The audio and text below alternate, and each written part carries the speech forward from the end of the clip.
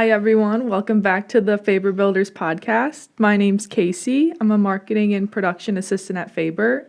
And today with me, I have Rich Battisti. Hi, Rich. Hi, everybody. This is Rich Battisti. I'm president of Faber Builders. I'd like to thank everybody who's watched in the past or is watching today. Don't forget to like, subscribe, or share.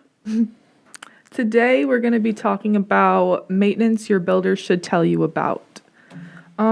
Why don't most builders talk about long-term maintenance in your home? I don't know if most builders don't talk about it, but we talk about it. As a matter of fact, at every NHO, which is a new home orientation, once we turn the keys over to the homeowner, we give them a lot of paperwork that shows what they should be doing.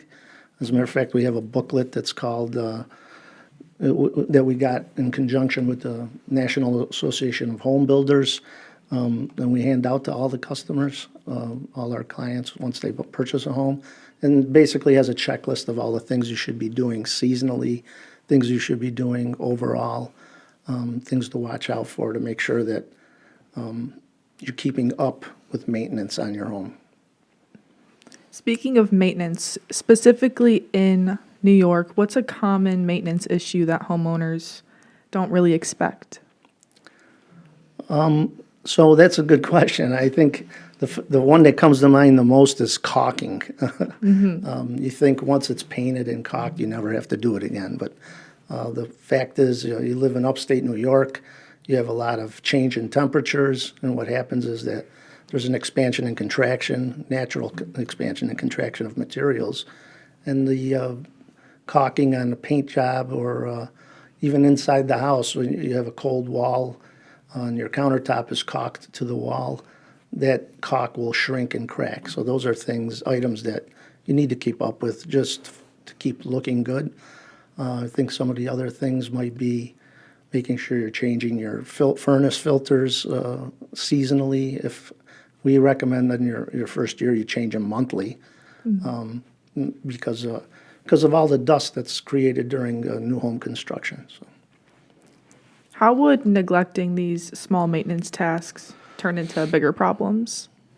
Oh, so if you don't change your furnace filters, you risk it not functioning properly. So at best, you're not going to get the full energy efficiency out of your furnace. If it gets so clogged, it could even shut the furnace off because there's a heat created, and what happens is there's a safety switch and the furnace will shut off.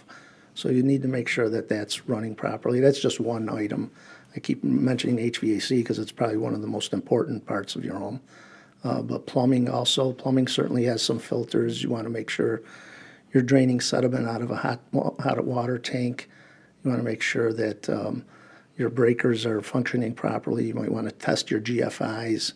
Sometimes the GFIs are so sensitive that they shut off on their own, and that could become a problem, especially in the basement if you have your sump pump plugged into one, and you might not even know that the plug went out. So that's why there's a little light on it to make sure that that's on all the time. Obviously, settling around the house, you have fresh backfill. Sometimes the soil will settle around that, and that'll create reverse pitch. You don't want water coming back towards your house, so you want to make sure you maintain positive drainage away from the home. So those are just some of the items that are highlighted in our book that we discuss with the homeowners prior to closing. What seasonal maintenance tasks are essential for homeowners in upstate New York? So seasonally, again, we go back to HVAC. You want to make sure you're changing your furnace filters. You want to make sure that you're draining your hot water tanks. You want to make sure caulking is working properly. You want to take a walk around your house and make sure that over the winter or during a windstorm, some shingles haven't blown off or some trim, because you don't want water penetrating your roof. You don't want water penetrating even the eaves or trim around the home, because water can create mold. It can rot the wood. So you want to make sure that your house is still watertight or not exposed to the elements. So that's probably one of the more critical items. Making sure, again, you want to have positive drainage away from the house. You want to make sure there's aerators in all your faucets. You might want to take those apart and make sure there's no sediment that got built up in them. And that's probably some of the more critical ones. How do you know what's covered under a builder's warranty versus a normal wear and tear? So we at Faber Builders hand out a warranty booklet. We hand that out prior to signing the contract. We hand it out at contract, and we hand it out again at NHO, which is our new homeowner orientation. So a customer has everything they need to see that what's covered under warranty. And basically our warranty is 1 year on minor defects, 2 years on major systems. So major system would be HVAC, would be the plumbing, and it would be electrical systems. So if something goes wrong with the breaker or panel box within 2 years, if you have a plug that breaks within 2 years, now not from abuse, but just from general wear and tear, those would be items all covered under the warranty. And then 6 years major structural defects. So if you had some major settling that caused a wall to bow or a roof to sag, those would be considered major structural defects. Again, though, through the natural use of the home, not from abuse. When should homeowners call their builder for help, and when is it okay for them to handle it by themselves? Again, we go back to safety and knowledge, right? So if a homeowner has no clue on how to rectify a problem they may perceive or has, then we encourage them to call all the time. We would give them the information they needed. Certainly anything involving safety, electric, plumbing, even heating and cooling system, I would say call your builder, especially within the warranty period. Also, anything to do with your roof or elements, something that could create a bigger problem. If you have a leak, you want to make sure you're calling in and finding out what could be the cause of it. And if it's covered under warranty, obviously we'll fix it. If it's not covered under warranty, we still give you information or help on how you can go about taking care of it. We've had people call years later, even after the warranty's expired. And of course, if we have the information on, it could be something as simple as paint colors, or it could be something as important as what type of electrical system or, breaker box they have. So. Going off that, what products or tools do you recommend for maintaining a home? Oh, I think, obviously we talked about it a little earlier, a caulk gun. Mm-hmm. You want to make sure you have your, screwdriver and the basic tools. You shouldn't need anything major, that's specific to a subcontractor that, does major carpentry or that. But some of the minor things, screwdriver to fix a loose plug, a caulk gun to re-caulk anything that might be needed, a paintbrush, obviously brooms, you want mops. Mm-hmm.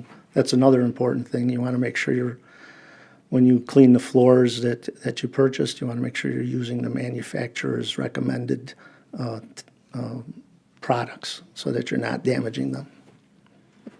Well, thank you, Rich, for coming on this podcast. And thank you, everyone, for watching at home. If you have any questions, you can call us, 585-889-4840. You can look us up on Google, www.faberbuilders.com. You can check out our Instagram, Faber Builders Inc., and our Facebook as well. And don't forget to like, comment, and subscribe. So working with Faber Builders should make the process of building a home a lot smoother. We have a lot of experience with it. I think anybody you talk to here can give you some advice on anything from design of the home.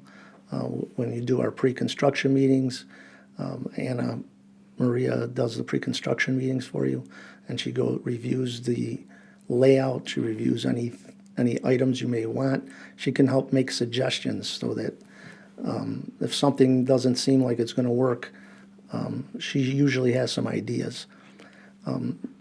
You can also talk to, it starts with Anthony Tata or any of our other sales representatives.